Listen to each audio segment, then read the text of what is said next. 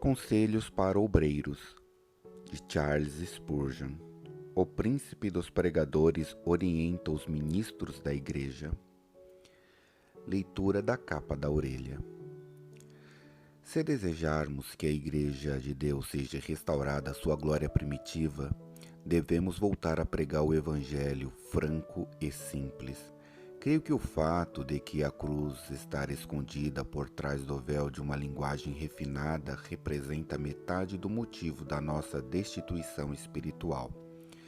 Jesus Cristo veio ao mundo para salvar pecadores. Os professores precisam incultar o Evangelho em seus alunos. Se querem ver a salvação deles, o Evangelho todo e nada mais que o Evangelho, pois sem ele nenhuma grande obra será realizada. Procurem amar mais o seu mestre, orem para encher-se do Espírito, não sejam meros comerciantes cristianizados, mas cristão em todo o tempo, em qualquer lugar.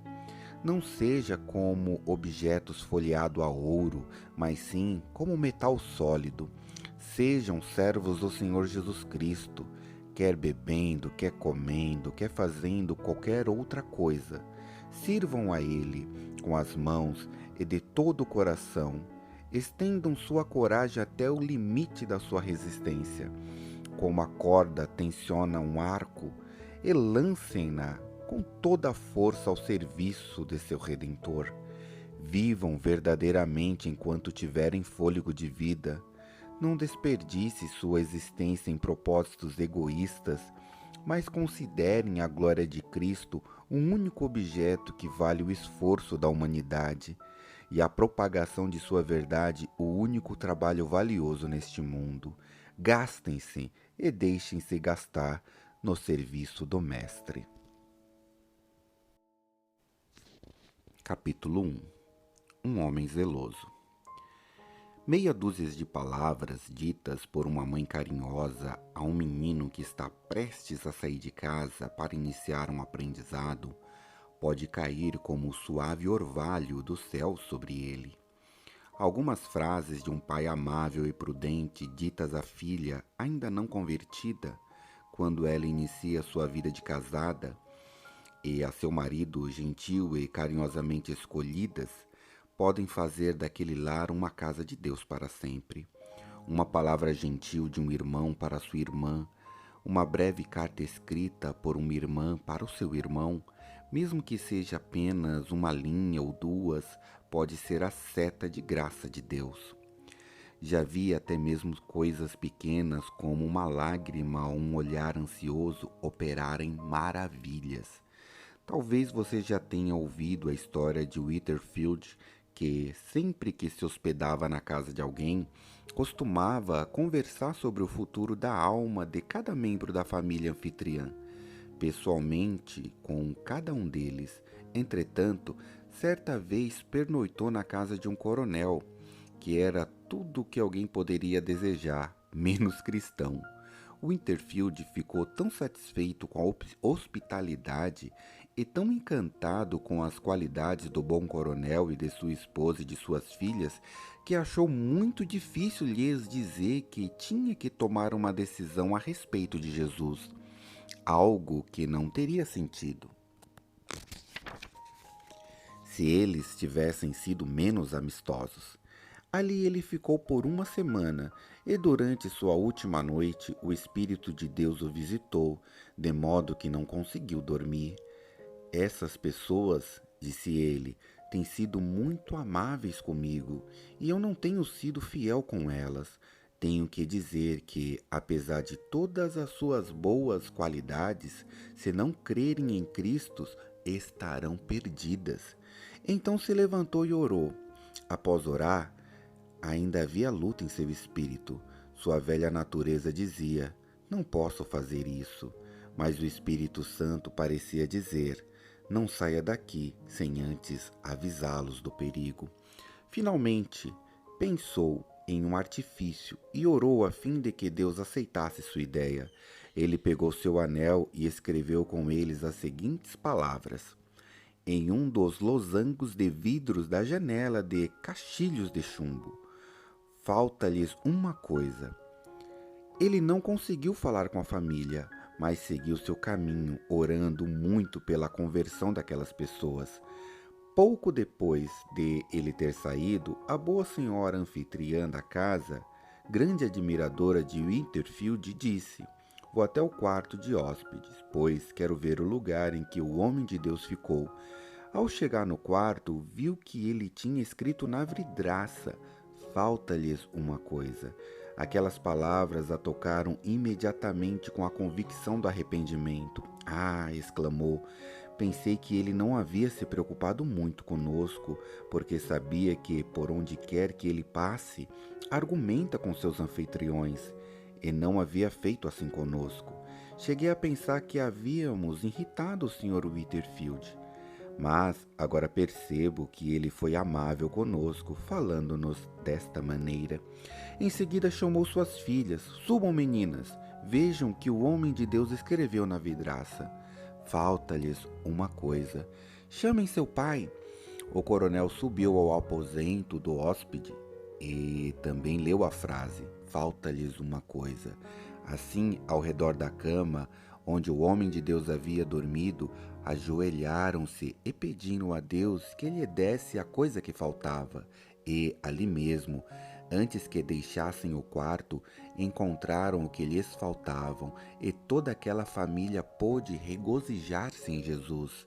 Não faz muito tempo, encontrei-me com um amigo em cuja igreja há uma irmã que preserva aquele pedaço de vidro como herança de família. Se você conseguir aconselhar ou admoestar uma pessoa de maneira, faça-o de outra. Cuide para que sua alma não fique machucada com o sangue de seus parentes e amigos. E cuide-se para que nunca macule suas vestes e seja acusado diante do tribunal de Deus. Por esta razão, viva, fale, ensine, ou de um ou de outro modo, e sejam sempre fiel a Deus, as almas dos homens. O zelo frequentemente produz a prudência e coloca um homem na posição de domínio do discernimento, se não do talento. André usou a habilidade que possuía. Se tivesse sido como alguns dos meus jovens amigos, teria dito: "Eu deveria servir a Deus. Ah, como eu gostaria de pregar! E eu deveria exigir que me dessem uma grande congregação para pastorear. Bem, existe um púlpito em cada rua de Londres, e a maior porta para a pregação é a grande cidade sob o divino céu azul." Entretanto, esse jovem zelote preferiria assumir um cargo mais fácil do que pregar ao ar livre. E, como não é convidado para os grandes púlpitos, nada faz. Como seria melhor se, como André, ele começasse a usar sua habilidade entre aqueles que lhe são acessíveis e então dê um passo em direção a algo maior, daí para outra coisa, e assim avançasse, ano a ano. Se André não tivesse usado os meios que tinha para converter seu irmão, provavelmente nunca teria sido um apóstolo. Cristo deve ter tido suas razões para escolher aqueles apóstolos para o seu serviço. Talvez o grande fundamento da escolha de André tenha sido o fato de ele ter sido um homem zeloso. Jesus talvez tenha pensado: "André trouxe-me Simão Pedro. Sempre está falando com as pessoas individualmente. Farei dele um apóstolo." Leitor, se você for dedicado na distribuição de folhetos e diligente na escola dominical, poderá se tornar um ministro. Mas se não quiser fazer nada enquanto não puder fazer tudo, permanecerá inútil para o corpo, um estorvo para a igreja, em vez de um ajudador. Queridas irmãs em Cristo, nenhuma de vocês devem pensar que não tem condições de fazer nada. Esse é um erro que Deus não comete. Cada uma de vocês deve possuir algum talento que lhe fora confiado e uma tarefa que ninguém mais pode fazer. Descubra qual é a sua esfera de atuação e ocupe-se. Peça a Deus que lhe diga qual é o seu lugar e permaneça ali, ocupando-o até que Jesus Cristo venha e a recompense. Use sua habilidade, use-a já. André demonstrou sua sabedoria ao valorizar uma única alma. Dedicou todos os seus esforços inicialmente a um só homem. Depois, sob o comando do Espírito Santo, foi útil a muitos, mas começou com um. Que tarefa para um aritmético calcular o valor de uma alma? Uma alma vale todos os sinos celestiais tocando por um arrependimento. Um pecador que se arrepende faz com que os anjos se regozijem. O que aconteceria se passasse toda a vida trabalhando e suplicando pela conversão de uma criança? Se você ganha essa pérola, sua vida já terá valido a pena. Não seja tolo e não fique desestimulado por causa de números ou por causa da massa que rejeita o seu testemunho. Se um homem conseguir ganhar um em um dia, pode dar-se satisfeito. O quê? Você poderia perguntar. Não estou falando de 1 centavo, mas de 1 milhão de libras. Ah, aí sim, seria uma imensa recompensa, diria você. Portanto, se ganhar apenas uma alma, você deve saber quanto vale aquele um. É uma unidade no que se refere a números, porém seu valor excede toda a terra. Que lucro um homem teria se ganhasse o mundo inteiro e perder a sua alma? E que perder você teria se perdesse o mundo todo e ganhar sua alma? E Deus ainda o capacitasse para ganhar outras almas? Alegre-se e trabalhe em seu campo, mesmo que pequeno, e mostre a sua sabedoria. Você pode imitar André, não indo muito longe para ganhar almas. Muitos cristãos fazem o seu melhor a 10 quilômetros de casa. Quando o tempo que levam para ir até lá e voltar provavelmente deveria ser gasto trabalhando na própria vinha.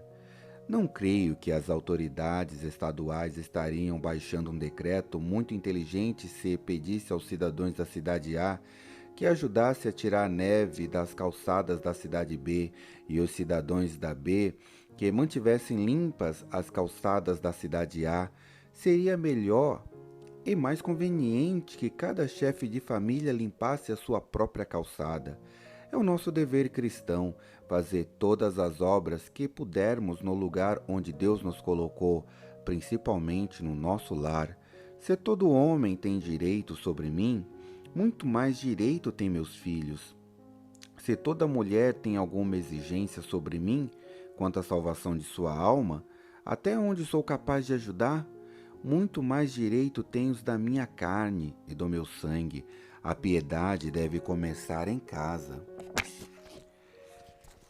bem como a caridade. O convite à conversão deveria começar com aqueles que nos são mais próximos e com quem temos vínculos.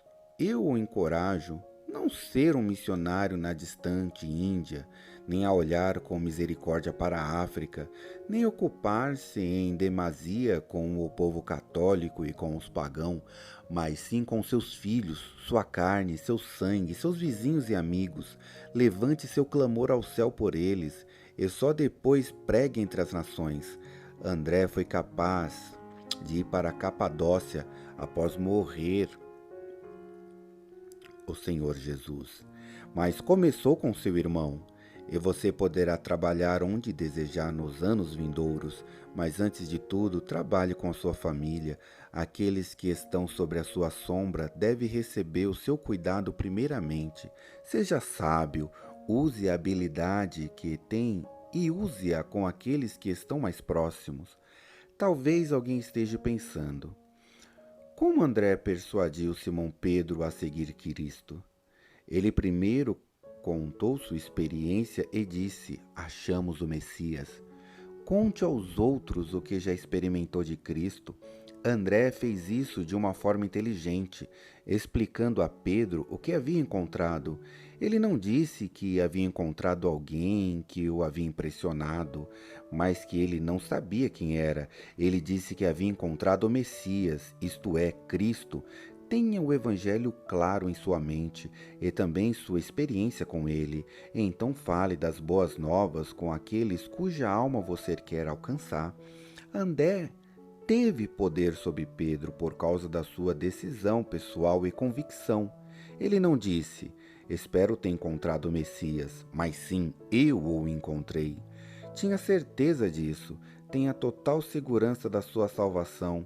Não há armas mais poderosa que essa. Seja positivo quanto à sua experiência e certeza, pois isso o ajudará.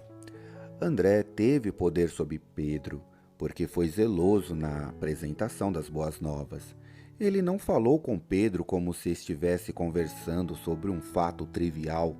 O Messias chegou, mas comunicou a Pedro essa mensagem importantíssima, com todos os gestos, tons e determinações indubitáveis. Encontramos o Messias chamado Cristo. Fale sobre sua fé, suas alegrias e convicções à sua parentela. Diga a todos afirmando a verdade.